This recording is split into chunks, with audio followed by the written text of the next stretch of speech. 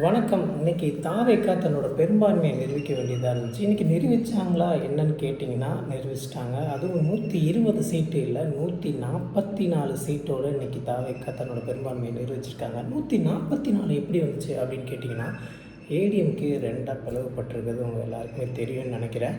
SP Velumani அவர்கள் வேற ஒரு அணியாகவும், இபிஎஸ் அவர்கள் ஒரு அணியாகவும் இருக்காங்க. இதுக்கு காரணம் என்னன்னு கேட்டிங்கன்னா, தோல்விக்கு காரணம் இந்த சட்டமன்ற தேர்தலில் தோல்விக்கு காரணம் இபிஎஸ் அப்படின்னு எஸ்பி வேலுமணி தரப்புகளும், இபிஎஸ் தரப்பு அதுக்கு மறுப்பு தெரிவித்தும் இபிஎஸ் தரப்பு அமைச்சர் பதவிக்கு ஆசைப்பட்டு இவங்க எல்லாரும் இப்படி பேசிகிட்டு இருக்காங்க.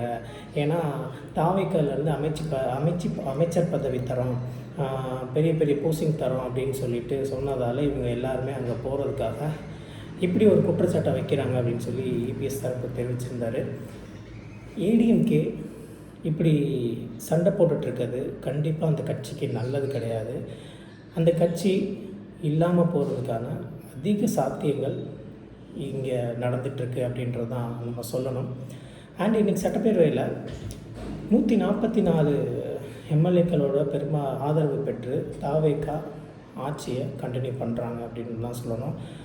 அன்றைக்கி கேள்வி கேட்ட சில பேர் நல்லாவே பேசினது எப்படின்னு பார்த்திங்கன்னா, சௌமியா அன்புமணி அவர்கள் ரொம்பவே சூப்பராக பேசியிருந்தாங்க. அந்த மதுவிலக்குக்கு எதிர்த்து பயங்கரமாக ஒரு ஸ்பீச் ஒன்று கொடுத்துட்ருந்தாங்க. அதனால் நிறைய பேர் பாதிக்கப்படுறாங்க, இதை படிப்படியாக குறைச்சே ஆகணும், இந்த அரசு முழுமையாக அதை மதுவிலக்கு கொண்டு வந்தாகணும் அப்படின்ற மாதிரி ஒரு ஸ்பீச் கொடுத்தாங்க. அது நல்லா இருந்தது. அண்டு பிரேமலதா விஜயகாந்த் அவர்கள் பேசின ஒரு விஷயம் இன்னுமே போல்டாக இருந்ததுன்னு சொல்லலாம். ஏன்னா தாவேக்கா தரப்பு முகத்தை மூடிக்கொண்டு போனதாகவும் குதிரை பேரம் நடத்தியதாகவும் சில குற்றச்சாட்டுகள் எழுந்தது. அது முகத்தை மூடிட்டு போனது யாருன்னு சிஎம் அவர்கள் சொல்லணும். ஏன்னா அவர் சிஎம்ஐ பதவியேற்க அன்னைக்கு பேசினது என்னென்னு பார்த்தீங்கன்னா, முகத்தை மூடிக்கிட்டோ இது யாருக்கும் தெரியாமலோ எந்த விஷயமும் பண்ணணும்னு தாவேக்காக்கு அவசியம் இல்லை, எல்லாமே ஓப்பனாக இருக்கும் அப்படின்றத சொல்லியிருந்தார். அது இன்றைக்கி மீறப்பட்டிருக்கு. அது தாவேக்காவினாரே முகத்தை மூடிட்டு போய் குதிரை பேரம் பேசியிருக்காங்க அப்படின்னு ஒரு இஷ்யூ பேசிகிட்டு இருக்காங்க. அதுக்கு தாவேக்கா தலைவர் விஜய் அவர்கள் விளக்கம் தெரிவிக்கணும் அப்படின்னு சொல்லியிருந்தாங்க. இன்னொன்று, ராதன் பண்டிதர் அவங்களுக்கு தெரிஞ்சிருக்கும், விஜயோட அஸ்ட்ராலஜர் அப்படின்னு சொல்கிறாங்க. அவருக்கு அரசு பண்ணி கொடுத்ததுலேருந்து பயங்கரமாக ஒரு நெகட்டிவ் ஃபீட்பேக்ஸ் தாவேக்கா மேலே நெட்டிசன்ஸ் வச்சிட்ருக்காங்க. அதுக்காக இன்றைக்கி அதையும் சட்டசபையில் பிரேமலதா அவர்கள் அதுக்கு நீங்கள் விளக்கம் கொடுத்தே ஆகணும், எப்படி ஒரு அஸ்ட்ராலஜரை தூக்கி அரசு பணியில் நீங்கள் உட்கார வைக்கலாம், அதுவும் உங்களுக்கு பர்சனலாக அரசியல் ஆலோசனை பணியில் உட்கார வைக்கலாம் அப்படின்னு சொல்லி கேள்வி எழுப்பியிருந்தாங்க. அதுக்கு பலனாக இன்றைக்கி பார்த்தீங்கன்னா தாவேக்கா அவருக்கு அரசு பணின்ற ஆணை வெளியிட்டதை இன்றைக்கி வாபஸ் வாங்கியிருக்காங்க. இது ஒரு நல்ல சைனாகவே பார்க்கலாம். ஏன்னா மக்கள்கிட்டருந்து வர ரெஸ்பான்ஸை தாவேக்கா ஏற்றுக்கிறாங்க அப்படின்றத நம்ம நல்ல குட் சைனாக நம்ம பார்க்கலாம். பட் இது எதனால் அவங்க வாபஸ் வாங்கினாங்க அப்படின்றதெல்லாம் வேறு விஷயம். பட் மக்களோட குரலுக்கு அவங்க செவி சாய்க்கிறாங்க அப்படின்னா it is a good things government சைடில்.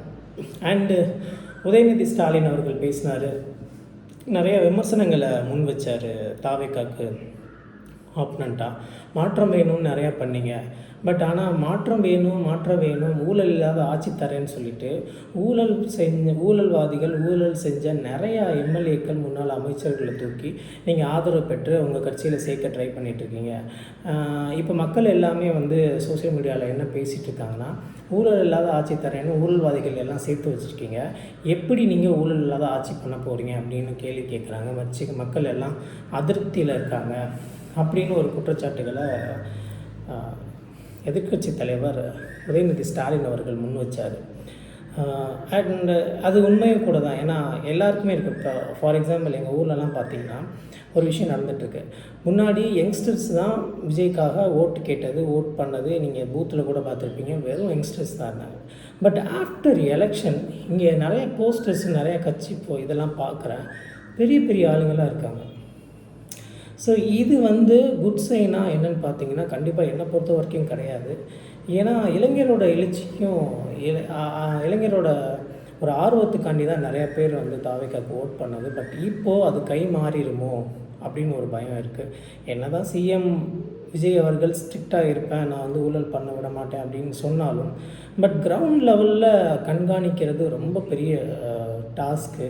கிரவுண்ட் லெவலில் கண்ட்ரோல் பண்ணுறது வந்து ரொம்ப பெரிய டாஸ்க்கு. ஏன்னா டிஎம்கே இன்றைக்கி தோற்றதுக்கு மெயின் ரீசன் கிரவுண்ட் லெவலில் அவங்க ஒர்க் பண்ணாததுக்கு தான் மெயின் ரீசனே. ஸோ அந்த ஒரு ஸ்டேட்டுக்கு வந்து தாவேக்கா போயிடக்கூடாது. இதையுமே நீங்கள் உன்னிப்பாக கவனித்து அவங்க செயல்பட்டாங்கன்னா நல்ல ஒரு ஆட்சி அமைகிறதுக்கு நல்ல சான்ஸ் இருக்குது. ஏன்னா ஆரம்பத்திலே இதை வந்து கண்ட்ரோல் கொண்டு வந்துட்டாங்கன்னா அவங்க தப்பிச்சிருவாங்க.